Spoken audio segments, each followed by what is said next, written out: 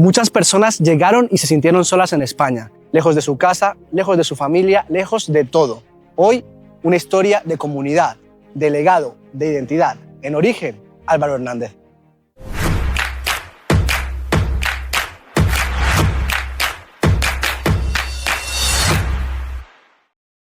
Bueno, pues hoy venimos con un invitado muy importante. Para mí es un honor tenerte aquí, Álvaro Hernández, una persona que, como introduje, es la voz que ha acompañado a muchos migrantes en esta travesía de viajar. Encantado, Álvaro, de estar aquí y muchas gracias. Steven, gracias por la invitación y mucha suerte en esta iniciativa también. Qué bueno, la idea aquí es avanzar y sobre todo demostrarle a toda la comunidad migrante que si hay empresarios haciendo las cosas bien, que llevan mucho tiempo, porque emprender aquí en España es bien complicado, bueno, y en todo el mundo, pero que sí hay historias de éxito y sobre todo me gustaría conocer también la persona y me gustaría saber, Álvaro, sobre todo, quién es Álvaro Hernández y por qué decidió migrar. Bueno, pues ya metámonos en eso, ¿no? De una. Bueno, yo soy colombiano, yo nací en Santa Isabel, en el departamento del Tolima, en Colombia.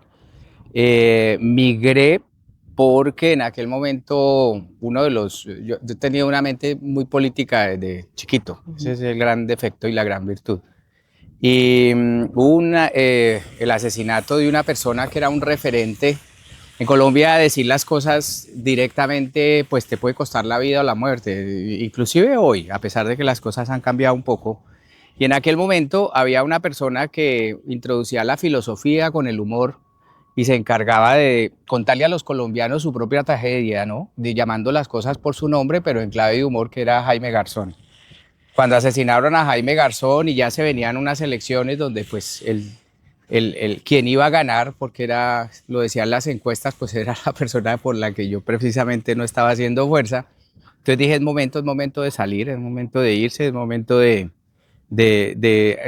abstraerse, de alejarse de la cosa para ver la cosa desde fuera. No con el ánimo de desconectarse, porque eso nunca ocurrió, pero sí por lo menos de tener una perspectiva diferente del país donde había nacido y del país del que creía yo y siempre he creído que se tienen que hacer grandes transformaciones. Yo llegué aquí en agosto del 2001 y pues empecé como todo el mundo, ¿no? Llegando para quedarme, que eso ya es la primera decisión que se toma y con la mente clara de que no iba a haber un retorno. Por lo menos no en eso, no era posible. Me gustaría saber, si se puede, ¿con cuánto dinero viniste? Yo traía alguito, porque de todas formas, pues llevaba ya mis añitos de periodista, había trabajado en el periódico El Tiempo, en el periódico El País de Cali, había hecho televisión y el último trabajo que tuve fue en el Forex, que fue, no sé si te acuerdas del terremoto que devastó Armenia, sí, y el eje cafetero. Pues yo trabajé con un fondo que crearon especialmente para eso y eso fue lo último que hice. Entonces traía algún dinerito. Acordarme ahora una cifra, yo creo que fueron más o menos tal vez unos 6.000 euros, entre 6.000 y 10.000, no, realmente no me acuerdo. ¿Y cuando llegaste, te encontraste con una situación laboral acorde a lo que tú sabías hacer o te tocó trabajar en lo que saliera o cómo fue ese planteamiento a partir de que llegaste? O sea, estoy aquí situado en España, ¿qué voy a hacer? Pues hice lo que normalmente he hecho siempre, observar, ¿sí? Y darme cuenta que no era tanto lo que había para mí, sino qué cosa podría yo proponer para mí mismo, teniendo en cuenta pues de que ya la cabeza estaba lista, ¿no? Y que había que empezar a vivir de lo de uno, que al final es la cabeza, las ideas y tal. Hay quienes dicen que yo me gano el pan de la boca con el sudor de mi lengua y es más o menos así. Entonces, yo vine observando el panorama. Ahora que decías que tu próximo invitado, y no lo voy a anticipar, pero con ese próximo invitado, pues fue la primera persona que yo divisé, ¿no? El dinero que traía lo gasté en equipos. Compré, hace tiempo pues los escáneres eran aparatos largos y no sé qué y tal. Y lo que hice fue dedicarme a hacerle un seguimiento a ese empresario. Él todavía tenía una tienda muy pequeñita, y yo lo que hice fue hacerle un seguimiento y citarlo un día diciéndole, mire, le voy a proponer algo. Quedamos en el restaurante Elisa, patacón pisado. ¿Se puede decir? De los primeros, ¿no? Eso fue de los primeros. Sí, y me senté con él a comentarle mi idea. Mi idea era proponerle él tenía la publicidad regada, se había dedicado a hacer eso. Creyó siempre en la publicidad y ese ha sido base del éxito, ¿no? Entonces yo le dije, pues este hombre lo que le voy a proponer es, ¿no? Que recoja todo eso y cree su propio medio. Entonces fui y le presenté un boceto, un machote de una revista con secciones y no sé qué, cosa que yo podía hacer, evidentemente. Claro. Pero cuando terminó la entrevista, entonces me dijo, mira, a mí me parece muy interesante y todo, pero yo estoy interesado es en alguien que me administre el negocio. Usted no conoce una persona así como con el perfil suyo y tal. Yo le dije, pues sí, yo conozco una persona. Entonces me metí a trabajar con este invitado tuyo próximo. De esa tiendita pequeñita, pues pasamos a tener un local de 500 metros cuadrados. Ahora está muy cerca de donde tiene ahora el principal, ¿no? Donde se generó todo. Y digamos que pues chévere también haber hecho parte, digamos, del descubrimiento de él como empresario, porque pues, antes, digamos que no, lo hacía con mucho ánimo y con mucho ímpetu, pero hasta el momento no había descubierto esa faceta. Y creo que fue interesante para él, para mí, porque me permitió dedicarme a algo que a mí también me gusta, que es el tema de emprender y de hacer... Claro, hablaremos de tu visión porque me interesa mucho, porque tú en este largo de los años has visto, supongo, ver muchos pequeños empresarios que se vuelven grandes o quizá pequeños empresarios que quiebran. Luego me gustaría saber tu opinión de por qué, pero vamos a ahondar a ese Álvaro Hernández de 2001, que llegó aquí, entiendo que mucho menos maduro, supongo también. Claro. ¿Cómo era la comunidad migrante en esa época, ¿no? Porque entiendo que yo en esa época no había acceso a quizá muchas cosas, o aún así sí las había, pero no. ¿Cómo era en esa época? Pues te lo voy a describir con una anécdota que es hasta chistosa, ¿no? En la época en la que yo llegué, la gente se tomaba una foto con una yuca. Sí, no, me imagino la alegría también, porque... Sí. Entonces hoy pues encuentras yuca en cualquier parte, ¿no? Entonces con eso te lo describo, ¿no? No eran pocos los que habían, porque al final, por lo menos en nuestra época, ese tiempo en el que yo migré, ¿sí? Hay que tener en cuenta que yo llegué a España en agosto del 2001, y en enero del 2002 se imponía nuevamente el visado para los colombianos, ¿sí? Después de que nos lo habían quitado, se imponía otra vez. Entonces, la gente, bueno, ya sabes cómo funciona eso. Es una especie de lo que llama en este caso la derecha el efecto llamada, ¿no? Que mucha gente como yo se alistó y dijo, si no es en esta, no. Ahora o nunca. No, ahora o nunca. Entonces, digamos que no fue una migración en solitario, fue un colectivo grande que de un momento a otro empezó a verse, empezó a escucharse en el metro, empezaron a abrir panaderías, empezaron a moverse negocios, y los que ya había empezaron a ensancharse.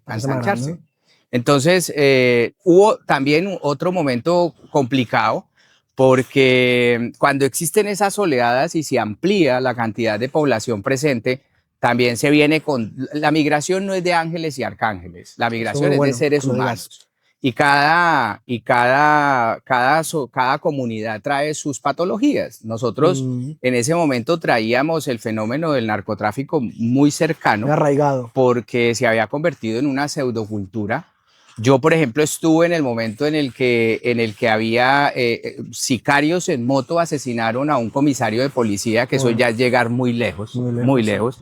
De hecho, en aquella época se creó por la policía una operación que se llamó Operación Ludeco, que era, y que los que nos vean, chévere que lo consulten, era la persecución a los delitos cometidos por colombianos y ecuatorianos. Eso decía textualmente colombianos y ecuatorianos. Y entonces, pues eso también generaba, la policía sabía cuántas bicicletas teníamos, dónde nos movíamos. En aquella época había locutorios, y era normal encontrarse locutorios pues con operativos policiales. Interceptaciones telefónicas, por ejemplo, que es otro chiste, que no es chiste, es de real, en el que, por ejemplo, escuchaban a alguien diciendo, pues yo voy a llevar la comida en la coquita. Ya sabes que la coquita para nosotros es el tupper. Sí. Y automáticamente ante esa palabra caían. Era una combinación entre estigmatización, pero también llegada de gente muy mala que le hizo mucho daño a la comunidad. Entonces, ahora lo estamos viendo otra vez un poco, pero ya con el comportamiento social, no necesariamente ligado al narcotráfico, pero sí el comportamiento social. Viste, por ejemplo, lo que pasó en Torrevieja con este chico que va y patea al gato y le mata al gato a la novia. En fin, ese tipo de cosas. Pues se está viendo, en aquella época era asociado al tema del narcotráfico. Claro, lo que llamaban la época de los lavaperros, que llamaban, ¿no? Estos que no llegaron a ser narcos, grandes narcos, sino que manejaban un poco el dinero del narco. Claro, era como el pez más grande del acuario chico, ¿no? Es correcto, exactamente. Entonces, era tratar como de cambiarle el rostro, ¿no? A una comunidad que también tenía mucho que aportar, que también tenía mucho que decir, que también, ¿no? Yo creo que ahí justo fue cuando quiero saber cómo nació Todo Noticias Latinas, ¿no? Porque tú al ver esa visión de esta es la comunidad, esto es lo que tenemos para ofrecer con sus contras y sus cosas positivas, ¿en qué momento dijiste yo voy a crear algo? Sobre todo porque yo creo que Todo Noticias realmente cumple, aparte del negocio, que evidentemente, y yo creo que es algo que tiene que ir imprescindiblemente con el emprendimiento, y es que cumple una labor social. Yo creo que es la voz que ha acompañado a muchos migrantes a lo largo de los años, sobre todo a muchas cosas, y te has diferenciado por quizá una pedagogía, para bien o para mal, pero es pedagogía porque al final te anima a instruirte. ¿Y en qué momento dijiste, yo voy a crear Todo Noticias Latinas, voy a crear algo que trascienda, porque al final ha trascendido, o lo esperabas que iba a trascender, o no pensabas que no, o cómo fue ese momento? Pues primero precisar que la pedagogía nunca va a ser para mal, nunca, nunca. La pedagogía es lo que hace falta, ¿sí? Pero bueno, eso es eso ya entramos ahí en un razonamiento filosófico del pensamiento corto del minuto y pico y tal. Pero pues en ese momento yo tenía que alternar, porque también vivir de eso, entrar y vivir y poner el medio, eso no era tan sencillo. Entonces pues trabajaba, pero un día vi un avisito que decía se necesitan locutores.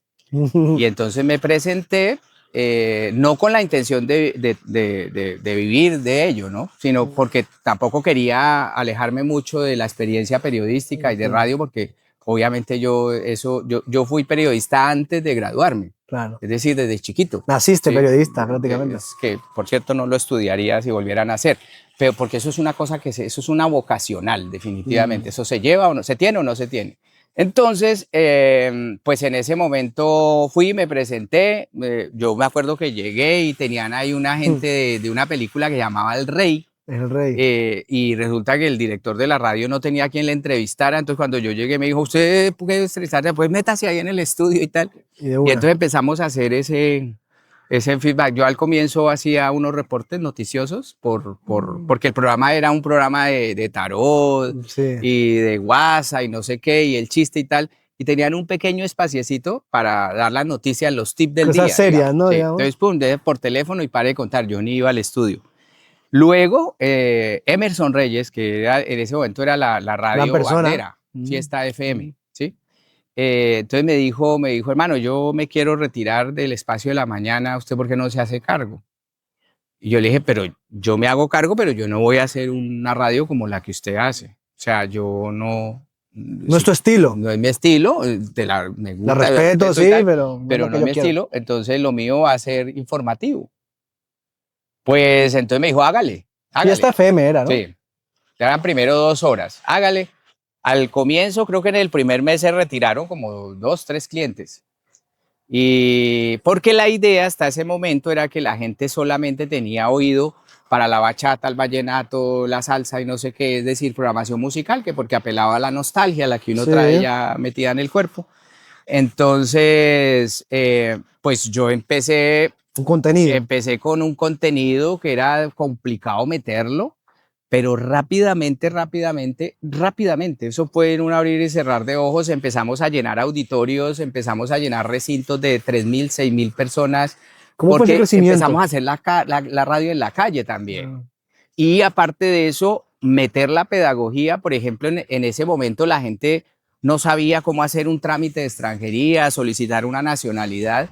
Entonces yo empecé a sacar la radio a la calle, me prestaban el auditorio de comisiones obreras, eso sí, las primeras 400 butacas, después de ahí los paneles, pero ante la avalancha de gente les tocaba abrir todas las 1.900 Qué bueno. butacas. ¿Cómo fue ese boom? Porque eso fue rápido, o eso tuvo un tiempo de trabajo, de transición, o tuviste la suerte de que, bueno, suerte o trabajo, yo no creo en la suerte realmente, fue automático o fue un tiempo de maduración de la gente, de la comunidad?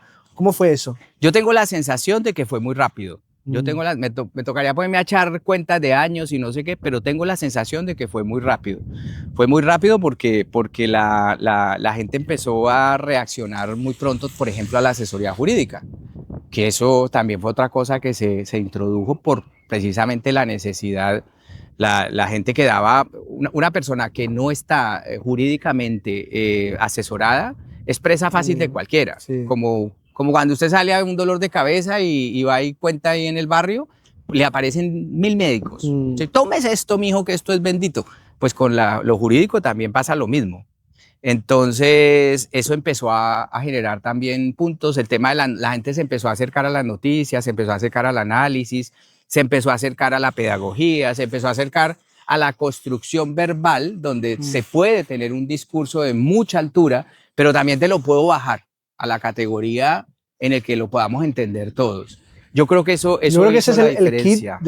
yo me acuerdo, fíjate, yo me acuerdo escucharte yo de niño, imagínate, y escuchaba a otras personalidades y yo escuchaba la radio, pero yo creo que tu habilidad es y era que convertías algo muy complicado en algo que todos pudiesen entender. Imagínate que yo en esa época, siendo niño o otra persona, pudiese entender lo que el mensaje, ¿no? El emisor suelta un mensaje y no era no demasiado complicado, que era como que todos, la gente que quería hablar de ese tema, lo hacía como complicado y claro, tú te quedabas como, y esto qué significa? O ¿cómo lo abordo? ¿Cómo lo afronto?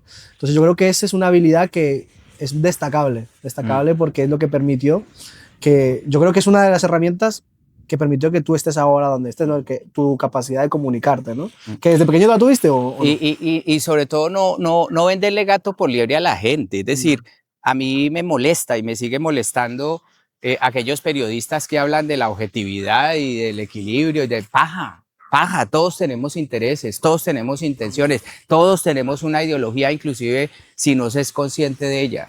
Entonces yo hice desde el comienzo un periodismo militante y lo sigo haciendo y lo seguiré haciendo hasta el fin de mis días.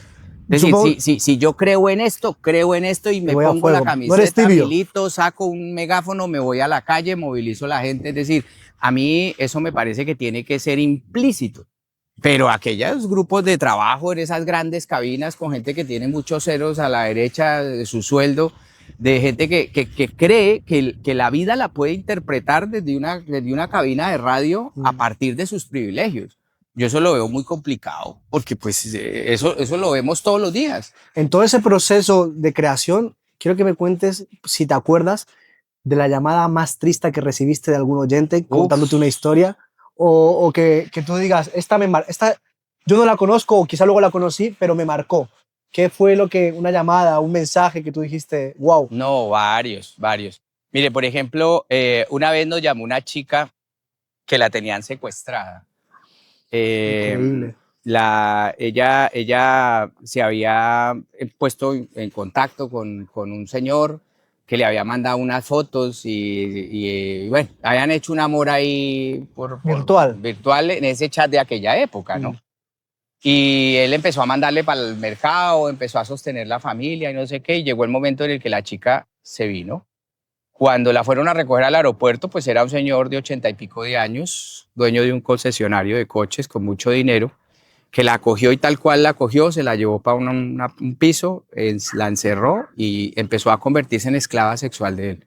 Ella como pudo logró comunicarse con la radio y fue pues una triangulación con la policía para lograr la liberación de esa chica. Increíble. Otro caso, por ejemplo, fue una chica que se practicó un aborto, trabajaba como empleada del hogar, se practicó un aborto y se estaba desangrando y la jefe no le dejaba salir, le cerró las puertas con llave que porque ella tenía que cumplir su horario de trabajo, pues llamó a la radio para dar a conocer ese caso.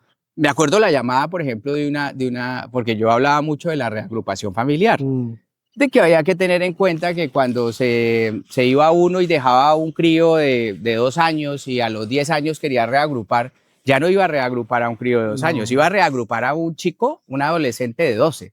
que eso había que pensarlo mucho, que había que tener un acercamiento distinto a lo que se llamó las madres de cabina, ¿no? Eso de que se metían, las madres locutorio, que se metían a ejercer la maternidad y la paternidad desde un locutorio, ¿no?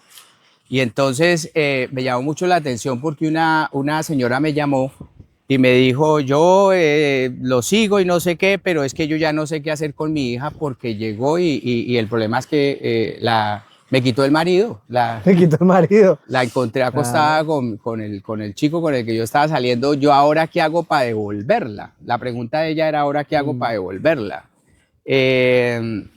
Pero también otras cosas más o menos, digamos, heroicas de cuando yo no sé si te acuerdas, una aerolínea que llamaba Air Madrid, que era de Díaz Ferrán, el de la patronal, que quebró, y quebró en diciembre. Y se quedaron más de 6.000 colombianos tirados en el aeropuerto Barajas, mujeres con niños, ancianos. Y luego, en ese momento llamó un chico que transportaba lácteos, yogures y leche y no sé qué.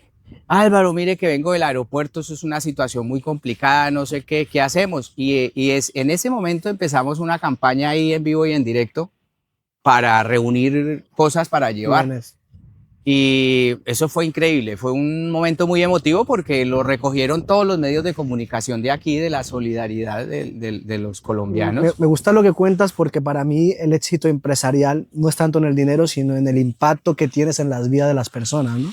Todas las historias que me has contado, indirectamente y directamente, todo Noticias Latinas y lo que es la comunidad, el equipo, la radio, Álvaro ha estado ahí y para esa persona que se puso en contacto y estaba secuestrada, yo creo que recordará a Álvaro y Hernández y a Noticias Latinas como la persona que les dio la libertad de nuevo. O sea, yo creo que para esa persona volvió a nacer en el momento en el que se dio voz a esa historia o a esa voz, o le pudieron ayudar con la policía o a la gente que estaba allí en el aeropuerto. O sea, se cambió las vidas, se impactó, y yo creo que ese también es el éxito de una buena empresa. ¿Tú qué opinas de cambiar las vidas a través de la empresa, del trabajo?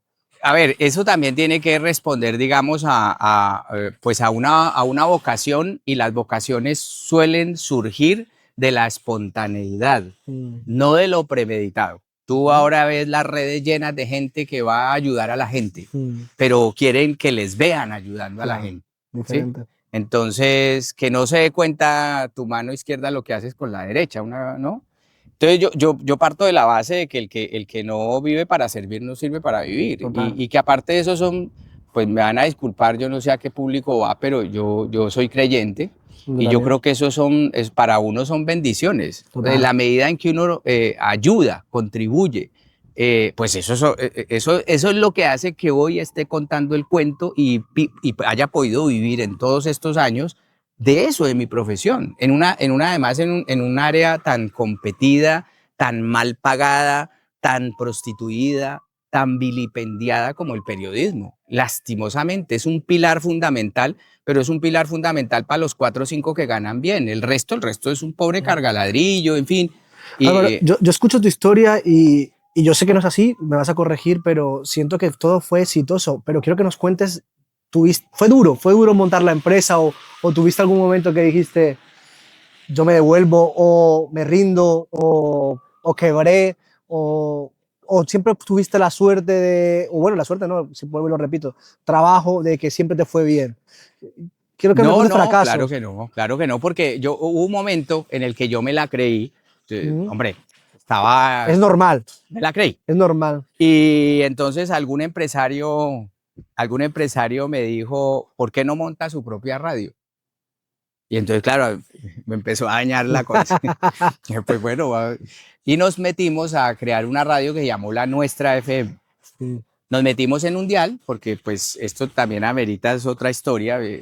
Sabes que más del 70% de las radios en España no tienen licencia. Sí, lo sé. Están en una situación de alegalidad, que no son ni legales, sino todo lo contrario, es un limbo jurídico. Y pues obviamente este país no se va a poner en ese plan de ahora entrar en unas... En fin. Y cogimos un dial, nos metimos ahí, compramos equipos. Y yo lo hice en esa época todo mal, porque además no me dejé asesorar Iba como por libre y no sé qué, y los otros 3 socios que tenía, pues todos estaban como a la expectativa de lo que yo pudiera hacer. Entonces fue una presión muy fuerte, al final se nos metió ahí un grupo en el mismo dial, que no hay cuña que más apriete que la del mismo palo, porque era un grupo de gente de izquierda reivindicando que podía ser, pero yo también estaba reivindicando la representación de una comunidad. Lo cierto el caso fue que ahí fue como un volver a empezar.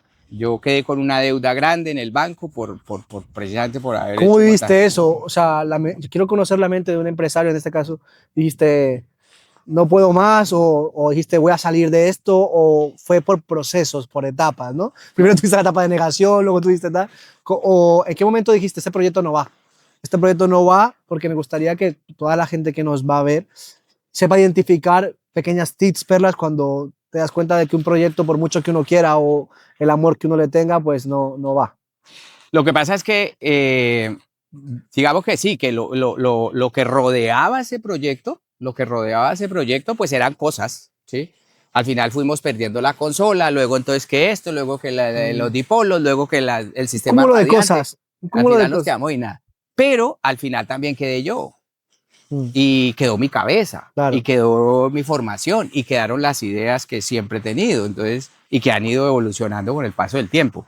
Entonces, en medio de la inmunda, pues al final, ¿qué hice? Pues decir, oye, ¿todavía hay espacio ahí para mí? Sí, claro, venga para acá y... Comerse el orgullo, ¿no? ¿O no? No, porque no se No era trataba, así. digamos, de un tema de la radio la radio de donde salí a montar la otra, pues de todas formas sabía que había una persona que generaba audiencia, y ellos tuvieron actitudes incluso cuando el consulado, porque lo hicieron, cuando la embajada de Colombia en España intentó ir a reunirse con ellos, oiga, tápenle la boca a este, ¿qué necesitan? Para que lo Contigo. saquen, ¿sí? Porque ¿Cómo no... sentiste eso? Porque eso, o sea, internamente yo entiendo que pues, no da la imagen de soy fuerte, que serás fuerte seguramente, no, seguramente no sé que eres fuerte, pero internamente dicen, yo pensaría, digo yo, ¿por qué? Si yo soy igual que ellos, pero quiero hacer algo bueno, o sea, ¿por qué? ¿No tuviste nunca ese pensamiento?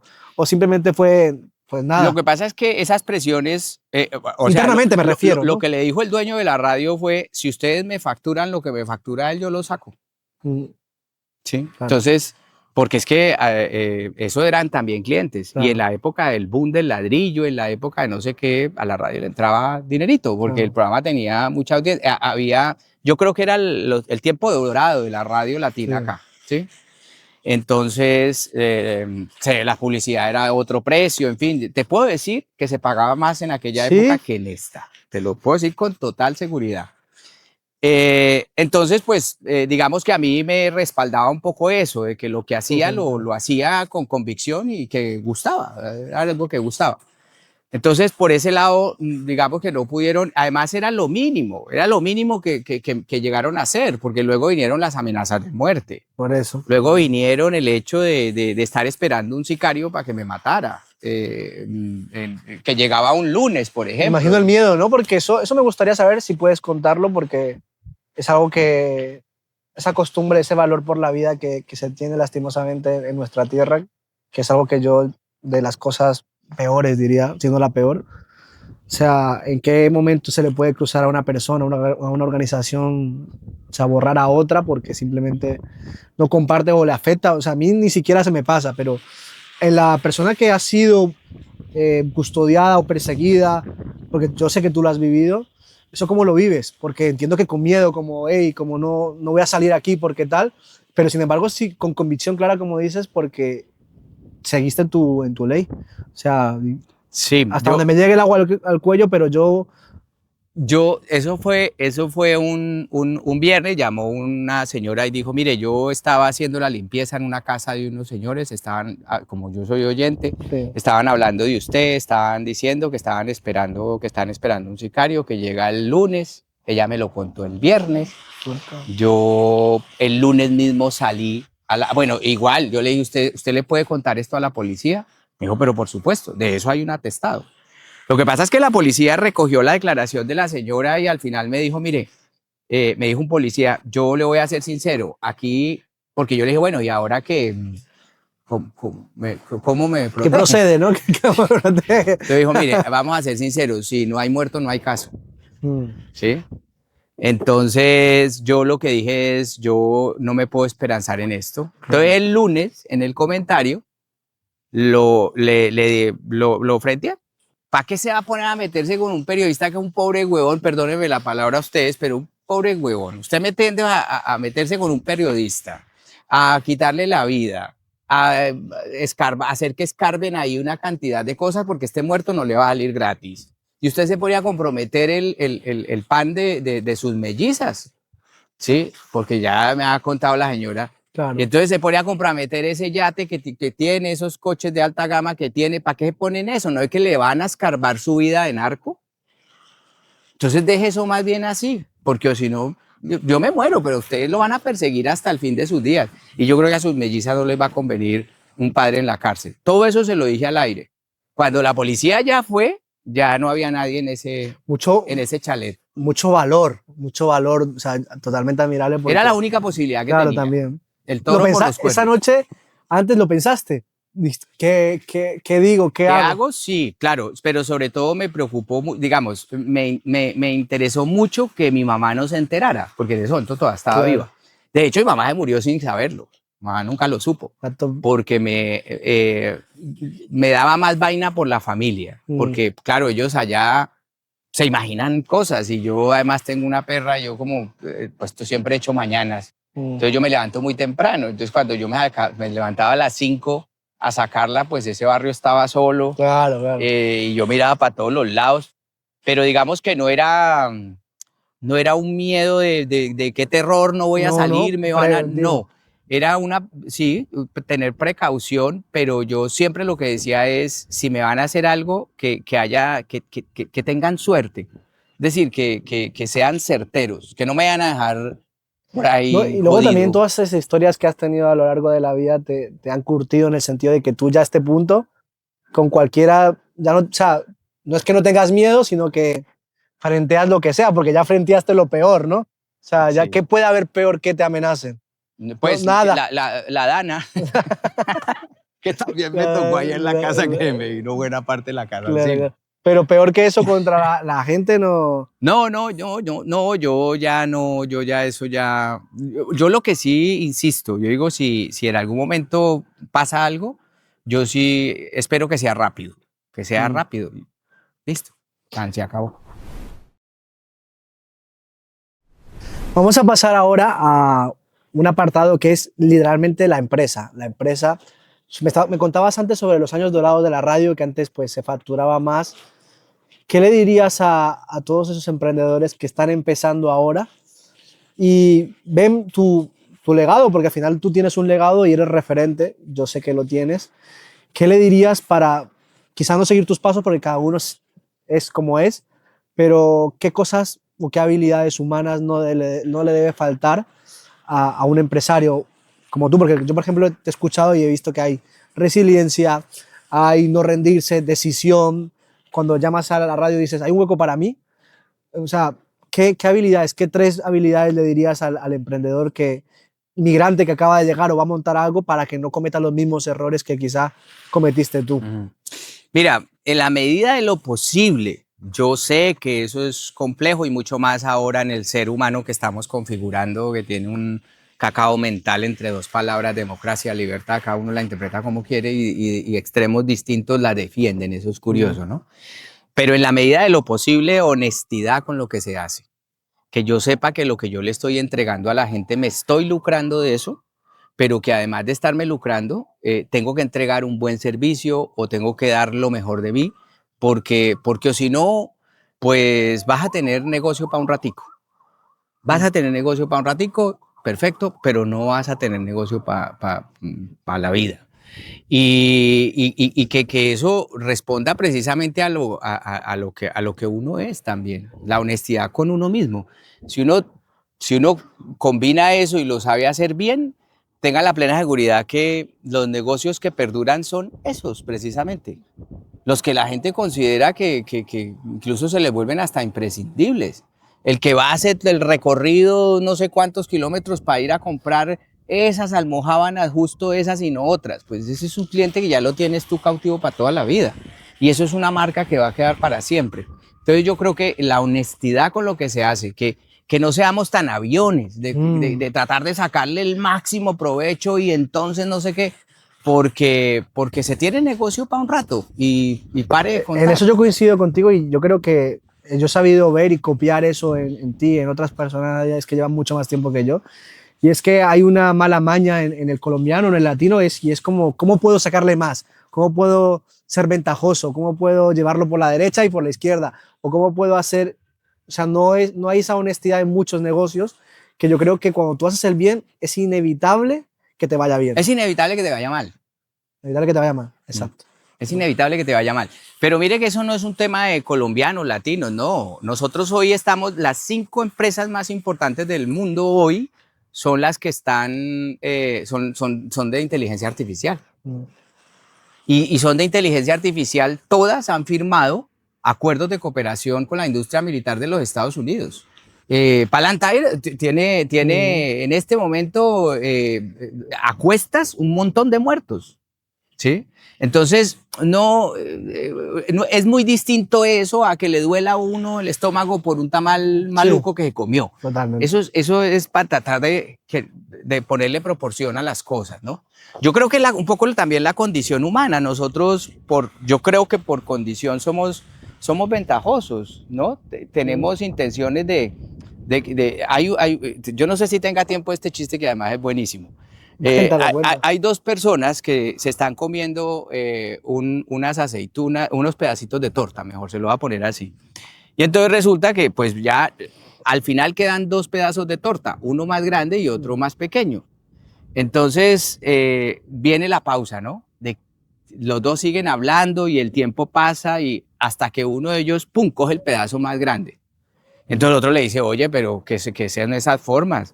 ¿Cómo es que vas a coger el pedazo más grande? Y dice, ¿tú lo querías? Es decir, claro. Nosotros queremos el pedazo más grande, eso hace parte de la naturaleza humana, pero aún queriendo el pedazo más grande, tener en cuenta que el otro también come. Por eso la gente no entiende la política a partir de esa frase que es que los pobres están primero. Si los pobres estuvieran primero, tenga la plena seguridad que la vida sería más feliz. Pero no están primero y no van a estar primero. Entonces, eso no lo entendemos porque el ser humano todavía no ha llegado a ese estado de perfección, ¿sí? Y en este momento en el que estamos, en el que lo que se tiene que morir no muere y lo que tiene que nacer no nace, pues estamos en una especie de limbo en el que todavía no nos hemos construido como seres y no terminamos de edificar completamente ese ser humano, al punto de que eso nos puede pasar factura porque esto se puede acabar mañana, sí. Así de simple, y queda un proceso incompleto. Entonces, yo creo que eso hace parte de nuestra naturaleza, pero uno tiene que, eso es como los claros oscuros que tiene todo ser humano, ese oscuro que le está diciendo, métale más agua a la leche, un poquito más. Pues si uno logra identificarlo y decirle, no, que es que ya con esto tengo, ¿sí me entiendes? O sea, eso depende de lo que tú quieras.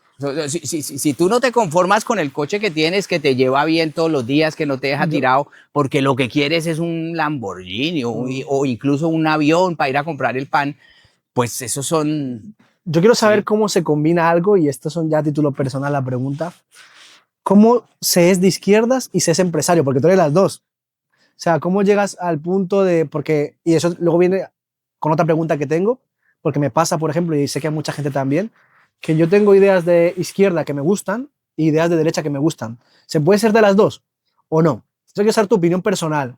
Porque lo primero, Steven, es que yo no me considero un empresario. Yo manejo una economía en la que, de acuerdo a lo que hago, voy tomando lo que necesito, pero es una economía de subsistencia, dejarlo claro. Si usted me dice en este momento, usted tiene para irse en este momento a, no sé, a las islas no sé qué y gastarse eso, no tengo. Pero sí que me puedo ir a la playita aquí y tal, y me voy a comer una buena mariscada y tal, eso sí. Entonces, y lo otro no me hace falta. ¿Sí? Sí, porque es algo que no te llena. No lo está buscando mi cuerpo, ni mi cabeza. Mi cabeza no está puesta en eso. Entonces, dicho esto, ¿cómo era la cosa? Claro, que lo que te decía es que a mí, por ejemplo, me pasa que yo tengo ideas de Vale, izquierda la izquierda y la derecha. que me gustan. Bueno, la izquierda, me has preguntado, Sí, no voy a tocar la derecha. y la derecha, hay ideas que también me pueden gustar. Entonces, la pregunta es, ¿una persona puede tener ideas de ambas partes que les guste o bajo tu punto de vista, no? ¿Sabe qué pasa?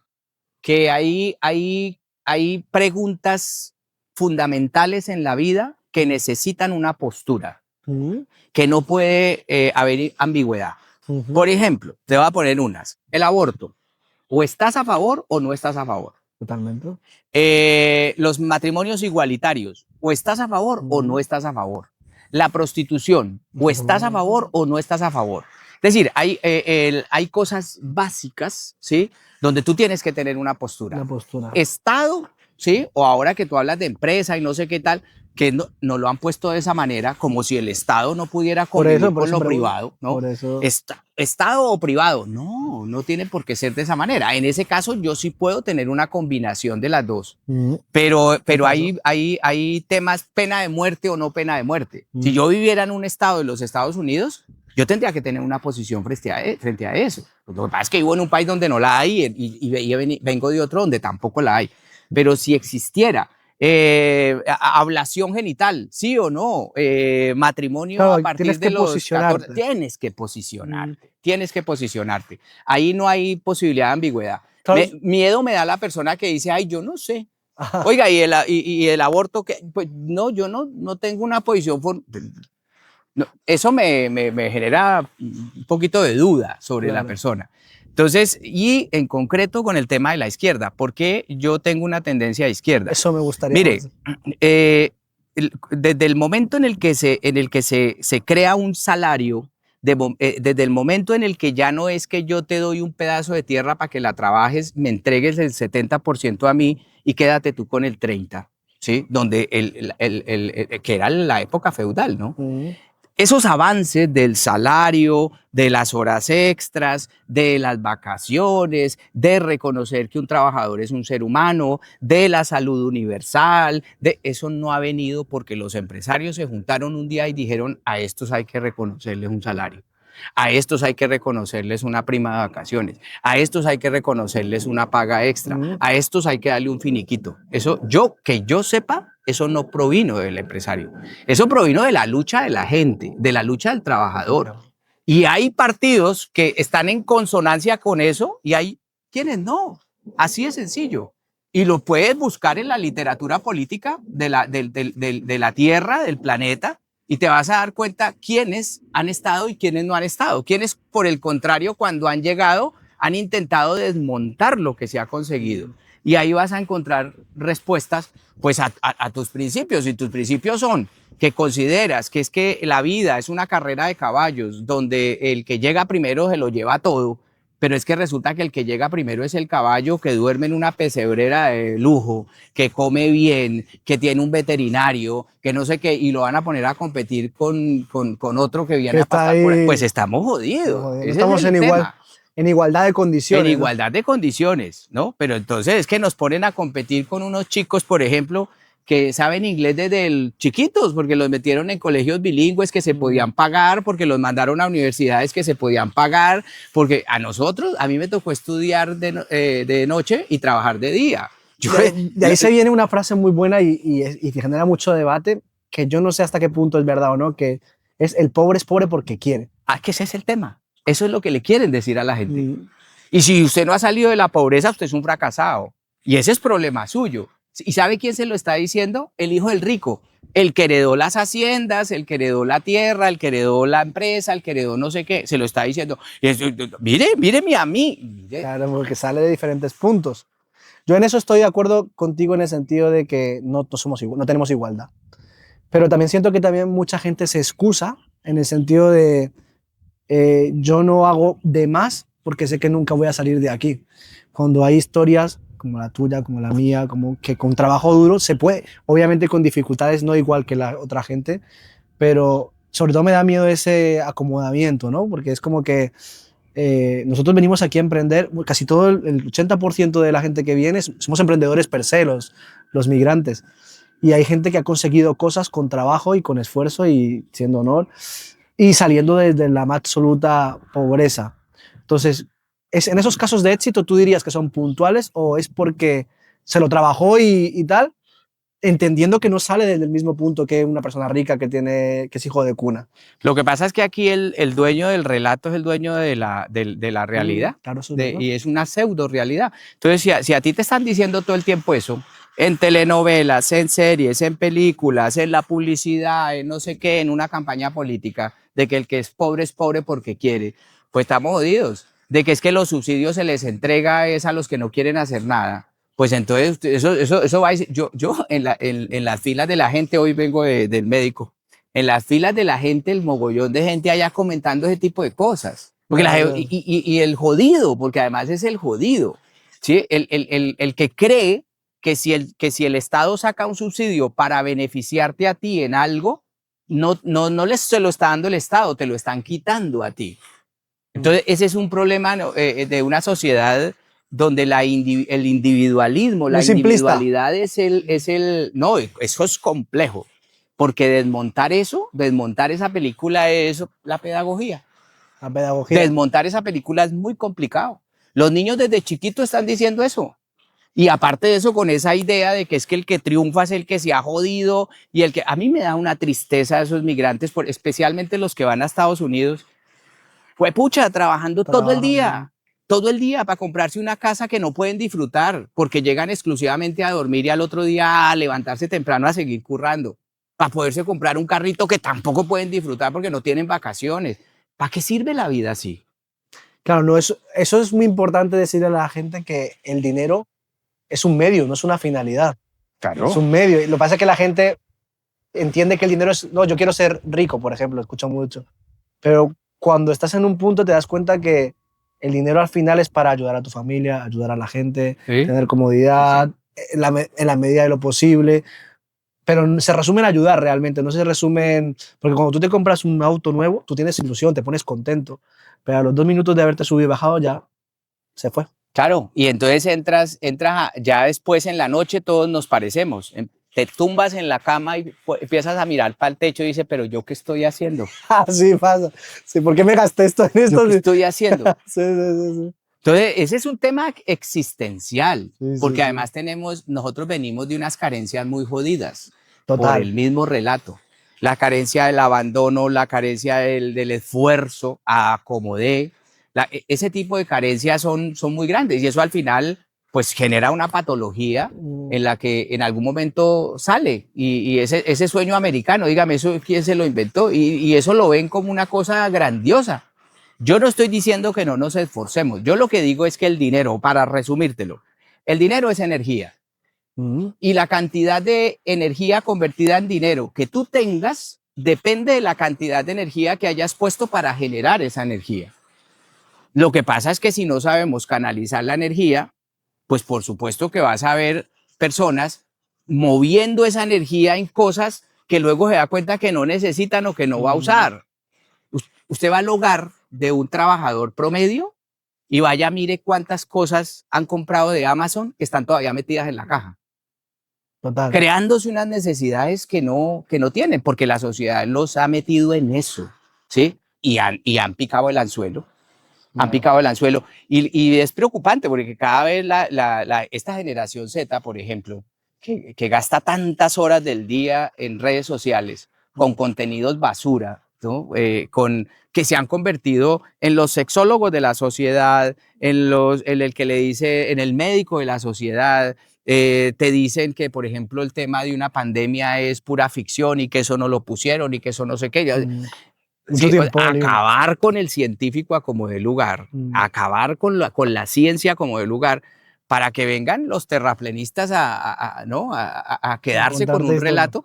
Y eso, pues claro, la gente es más proclive a creer en eso porque le genera misterio y le ponen además una música de fondo, ¿sí? Pero ¿dónde la filosofía? Claro, si acabaron las facultades de filosofía. Sí. ¿Usted cree que la humanidad actual se puede llegar a interpretar sin una base filosófica? Sin ninguna duda. Es imposible, es imposible. Por eso yo creo que esta civilización tiene fecha de caducidad.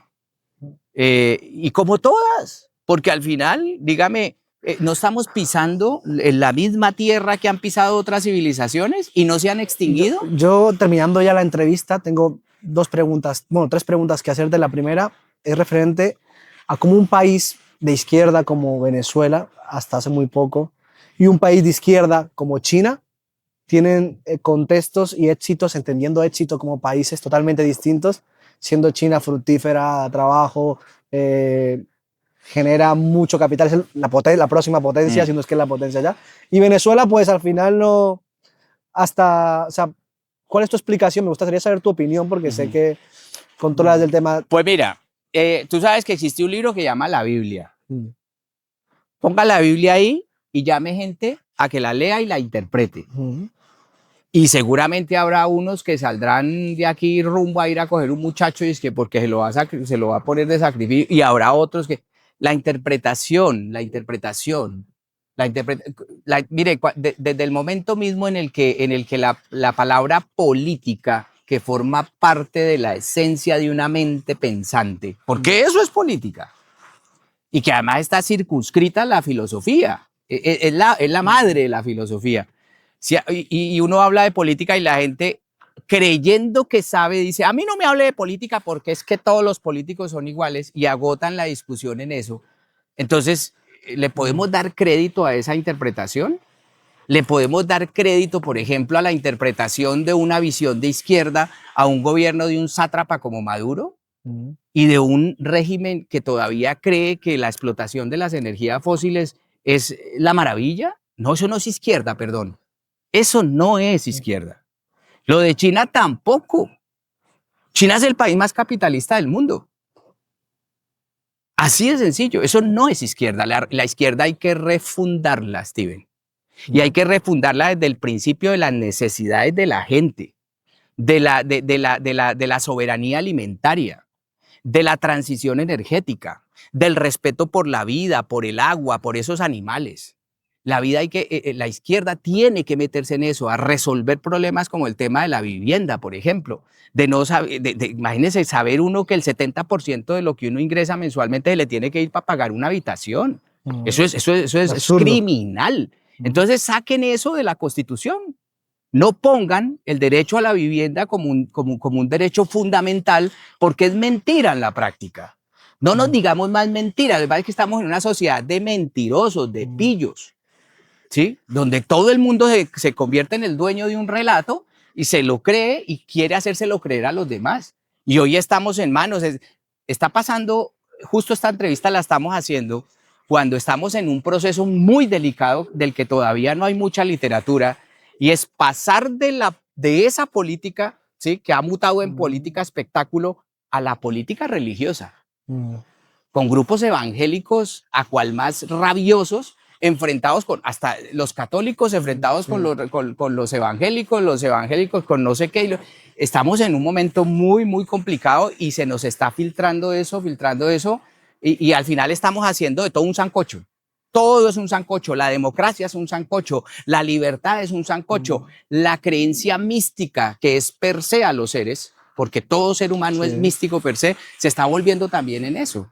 Yo me quedo con que la frase que has dicho de que la izquierda hay que reconfigurarla. Me parece muy interesante esa idea, y sobre todo con la idea de que China y Venezuela son víctimas de un relato que ha sido malentendido, ¿no? Es lo que yo entiendo. Sí, que lo interpretan a su favor. Es que eso es como decir en este momento, si lo de Zapatero llega a ser verdad, ¿qué de izquierda puede ser un hombre como estos?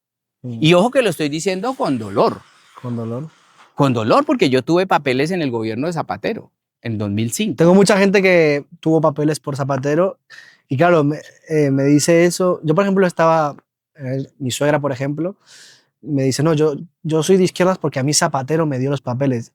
Y salió la noticia, estábamos viéndola, y yo le dije, ¿y ahora qué opinas? ¿No? Quiero saber tu opinión. Y me dice, se puso triste, o sea, pues no sé si será verdad. Claro, pero el problema no es de ella por pensar eso. El problema es de él. El problema es de él por aprovecharse de su condición para mínimo que ya está comprobado, lo demás habrá que esperar el transcurso del proceso, pero mínimo que haya utilizado su influencia para que le dieran un contrato de 450.000 euros a las hijas en una empresa donde no hacían nada. Claro. Y me estoy cuidando de las palabras. ¿Sí? Entonces, eso no es de izquierda. Eso no es de izquierda. Como tampoco es de izquierda que le digan a uno, es que como usted es de izquierda, ¿usted por qué se pone unos zapatos caros? Es una Es que como tontería. usted es de izquierda, ¿usted por qué Sí. está comiendo O tal un cosa? iPhone. Eso es una... ¿Y por qué vive en esa casa? Entonces, ¿que me voy a vivir debajo de un puente? Y cuando uno habla a favor de la inmigración, ¿y por qué no se los lleva a vivir a la casa? Es que es así, el facilismo, la palabra fácil, vaca churrienta, le llamo yo a eso, ¿no? Sí. Que en el programa lo digo mucho. Es una mente de vaca churrienta, que suelta y suelta mierda, pero al final... La segunda pregunta, Álvaro, es, ¿tú tienes amigos de derecha? O sea, tú puedes compartir, eso quiero saberlo a modo de curiosidad, o sea, no porque, oye, o sea, ¿tienes amigos de, o sea, o te ha tocado alguna vez, o sea, o gente que estimas que tú digas, pues mira, pero que puedas tener una conversación, o sea, que no sin, o no? Pues mira, yo en la medida en que en que cumplo años, cada vez doy menos batalla. Sí, claro, porque... Sí, entonces no es que yo deje una amistad por ser de derechas, es que si en un momento estamos conversando y me salen con la que yo considero, desde mi punto de vista, porque me lo estás preguntando a mí, si me salen con la que yo considero sin razón, no es que yo no quiera tener amigos de derecha, simplemente esa persona de lo que sea, blanco, negro, amarillo, zapote, altico, bajito, lo que sea, no. Fíjate no. que yo, por ejemplo, estoy en ese proceso de identificar qué es lo que me gusta, pero, por ejemplo, hay una idea que si un inmigrante comete un delito, yo siento que sí tiene que ir. No sé si eso es de derecha o de izquierda. No, con todo el mundo. O sea, yo eso pienso... No todo sé, el mundo. Pero sí, es que yo ya le dije una frase desde el comienzo. La migración no es de ángeles y arcángeles. Miren, la salida de un país para un ser humano no es una salida hacia el exterior, es una salida hacia el interior de uno mismo. Qué buena frase. Porque eso es lo que a uno lo cambia. Y si a uno no lo cambia la migración, no lo cambia nada. Si usted vuelve convertido siendo el mismo patán, el mismo guache, el mismo machista, el mismo... Si usted vuelve convertido en eso, quiere decir que a usted no le sirvió. Pero la migración es eso. La migración es como la enfermedad. Que en la enfermedad es donde usted dice, huepucha, cuando usted empieza a hablar con su cuerpo, cuando usted ya no tiene una comunicación hacia afuera, sino hacia adentro, con el mal. Yo no sé si a usted le ha pasado alguna vez algo así de salud en la vida, que lo obligue a sentarse con Steven, a hablar con Steven. No, y a desenudar eso. Eso es una cosa maravillosa. Una introspección increíble, ¿no? Es como que te disocia. Y sincera. Y sincera. Porque nadie es más sincero que el que está pasando médicamente una situación compleja. Y la última pregunta, Álvaro, ¿qué le dirías a los migrantes? Porque entiendo que a ti los migrantes te dieron todo, al igual que a mí me lo están dando. ¿Qué le dirías a los migrantes que acaban de llegar y están pensando en devolverse? O sea, que están diciendo, yo no aguanto esto porque es muy duro la migración. Hay diferentes historias, hay gente que le ha tocado mejor, peor, pero al final es lo que tú dices, un acto de cambio, de transición. ¿Qué le dirías aquí a tu cámara al migrante que está a punto de rendirse? Pues los migrantes me dieron todo, pero también quiero decir que yo también le doy todo. Sí, entonces, ese es un dar y recibir, sí. El yin y el yang, ¿no? Sí. Dar y recibir, que es la fórmula mágica, dar y recibir. ¿Qué le digo? Que regresarse también es una posibilidad. Uno no tiene por qué sentirse fracasado por el hecho de volverse. Yo me voy a volver dentro de poquito. Yo espero estar en diciembre ya en mi casa en Colombia porque quiero volver. Y eso no es una vergüenza. No es, otra cosa es que usted diga, no, ves que tengo deuda y si me ven allá me joden. Pues eso, váyase para otra ciudad. Pero volverse... Ahora, el hecho de que si no consiguió trabajo y a la vuelta de 60, 90 días, un año, dice, fue pucha, eso pues no consiguió allá, pero puede conseguir en otro lado. Es decir, no tiene por qué convertirse en una vergüenza, en una afrenta, llegar uno con cara de perro, porque no sé qué. No, eso también es una posibilidad. Así bueno, es simple. Me gusta mucho que cada problema en la vida se ve como una posibilidad porque lo es. Claro, por supuesto. Cuando no pasa algo es porque va a pasar otra cosa. Eso sí, vaya llenito. ¿En qué sentido? En que si salió, que le sirva eso para ampliar su cabeza, su mentalidad, para aprender algo. Porque si usted quiere, aquí usted puede aprender lo que usted quiera. Me atrevo a decir que gratis. ¿Sí? Si usted quiere aprender mecánica, si usted quiere aprender un oficio, usted lo aprende sin necesidad de que le cueste un ojo de la cara. Entonces, vuelva, trate de llegar acompañadito de cosas, de saberes, de ideas, de cultura, de contenido, de discernimientos, de entender el proceso este que te digo que no es una salida hacia el exterior, sino hacia el interior. Si uno lo hace, eso es maravilloso, eso nunca será un fracaso. Construirse a uno mismo nunca será un fracaso. Efectivamente, al final yo creo que también la gente se mete en el corto plazo, pero cuando lo que tú dices de volverse no tiene por qué ser un fracaso y seguramente si llegas recargado con el contenido, con la experiencia, vas a poder abordar otras cosas que te van a esperar en una nueva realidad. Entonces yo me quedo con eso. Álvaro, agradecerte por esta charla entre amigos y que me cuentes tu visión, tu opinión. Me ha encantado y me quedo con cosas para mí internamente y sé que mucha de la gente que nos va a ver también se lo va a quedar. Y a toda la gente que nos está viendo, en este capítulo, yo personalmente, como en todos los capítulos, damos una consultoría valorada en 200 euros en diferentes servicios de parte de Revisión Financiera. Y aquí Álvaro, pues le he comentado la idea de poder ayudar a alguien y él nos va a decir en lo que nos puede ayudar a ese migrante o a esa persona que está empezando. Pues Álvaro, te dejo para que digas exactamente con qué puedes apoyar. Además me lo sé de memoria porque lo he hecho muchas veces, especialmente en diciembre. Yo siempre tengo un espacio especial para emprendedores, ¿no? Entonces, no, la persona que quiera una campaña, digamos, una campaña, ya miraremos qué tipo de producto es, qué tipo de servicio presta. Si, por ejemplo, a la vuelta de una semana que ha salido, pues no hay queja, la gente está contenta y no sé qué, podemos pensar en ampliarla más, obviamente totalmente gratis. Es una oportunidad muy grande porque sé de primera mano que Álvaro Hernández no trabaja con todo el mundo.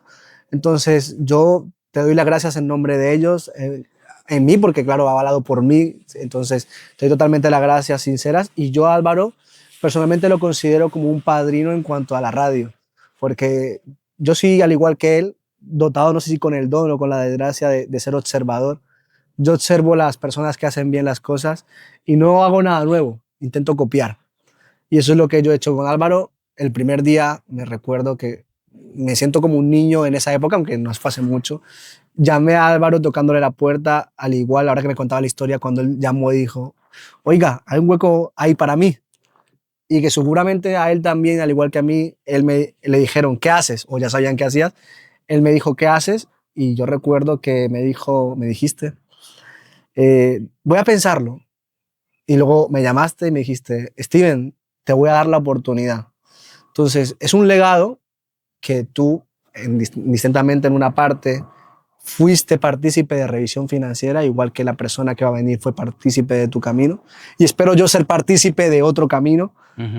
Y te agradezco, es la oportunidad perfecta para agradecerte por esa oportunidad, ese día, en ese momento, de una persona que no era conocida, no tenía empresa, te llamaba a contarte una idea y tú la aceptaste, así que te agradezco hoy públicamente por ello y que te considero como un padrino en la radio. Entonces, muchas gracias. No, pues ojalá sea para mucho tiempo. Mucho tiempo. Pues nada, sin más preámbulo, Álvaro Hernández, muchas gracias. No, a ustedes muchas gracias, muchas gracias.